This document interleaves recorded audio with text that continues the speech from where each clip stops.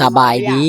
พี่น้องสบายดีเบอร์สุขสุขคนเนาะยินดีต้อนรับเข้าสู่ซองบุญเลิงพี่น้องเนาะซึ่งตอนนี้บุญเลิงไก่สิพาพี่น้องมาเฮ็ดมองพี่น้องเนาะมองปลาซิวพี่น้องลาแถว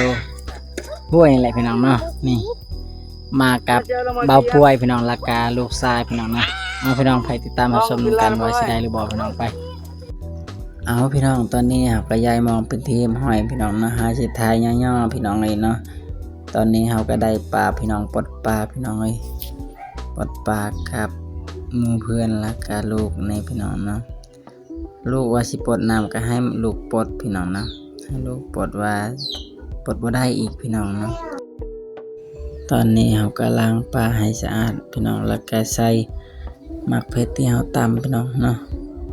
ที่เราตำแล้วก็ใส่เครื่องปรุงพี่น้องบ่ว่าจะนำปลาบ่พี่น้องเนาะใส่เบิดพี่น้องเนาะใส่เครื่องปรุงให้มันแซ่บพี่น้องเลยเนาะแล้วก็เทน้ำใส่พี่น้อง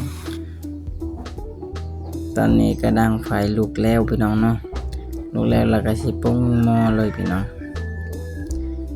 หลังจากนั้นเราก็มาเบิ่งแล้วพดแล้วพี่น้องเนาะพดใกล้สิสุกแล้วพี่น้องเอ้ยนี่เราใส่น้ำลายเพราะว่าปลาหน่อยพี่น้องเนาะ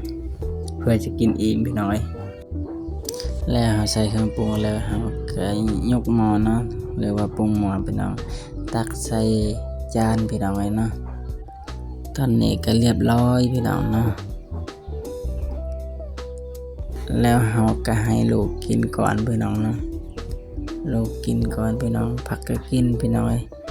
ปลาก็แห้งแซ่บพี่น้องเนาะตอนนี้ลูกก็กินข้าวพี่น้องเอ้ยเนาะเพราะว่าแม่ก็บ่ได้อยู่เฮือนพี่น้องเนาะนี่พี่น้องเนาะกินเป็นตาแซ่บแท้พี่น้องตาแซ่บคักนะพี่น้องเนาะหลังจากนั้นเราก็สิป้อนให้ลูกกินพี่น้องเนาะนี่พี่น้องก็ประมาณนี้พี่น้องเนาะ